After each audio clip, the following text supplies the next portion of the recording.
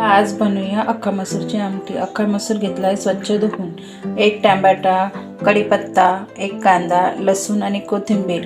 आणि आपल्याला अख्खा मसूर 2 शिट्टी कुकरला लावून घ्यायचं, अगोदर शिजून घ्यायचं, नंतर फोडणी घालायची। चला बनवूया अख्खा मसूरची आमटी। एक पळी तेल टाकायचं आहे, तेल तापल्यानंतर जिरं टाकायचं,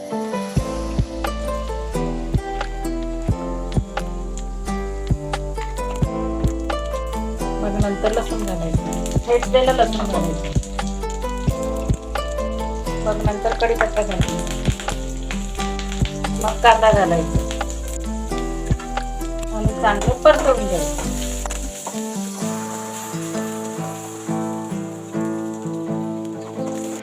कांदा परतवून झाल्यानंतर टोमॅटो घालायचा, टोमॅटो चांगलं परतवून घ्यायचं।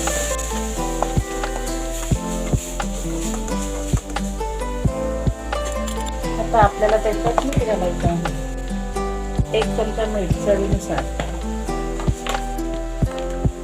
हळद घालायची आहे अर्धा चमचा धने पावडर आणि 1 चमचा घरगुती मसाला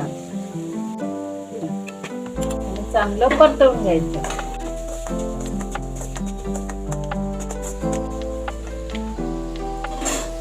त्याला चांगलं परतवून द्या। आता टोमॅटो पण चांगला परतवून झाला आहे। आता आपल्याला त्याच्यात अख्खा मसूर घालायचा आहे शिजवलेला, चांगलं परतवून घ्यायचं। वरतून कोथिंबीर घालायची, 5 मिनिटं त्याला चांगलं शिजू द्यायचं स्लो गॅसवर। चला आता परत एकदा आमटी बघून घेऊ। बघा आता आपल्या आमटीला कशी उकळी आली आहे, मस्त दिसते आपली आमटी। चांगली तिला अजून 1-2 उकळी येऊ द्या आणि मग झाली आपली आमटी तयार।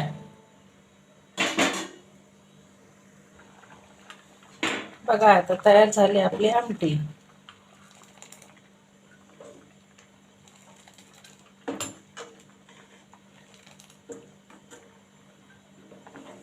मस्त छान झाली आपली आमटी तयार।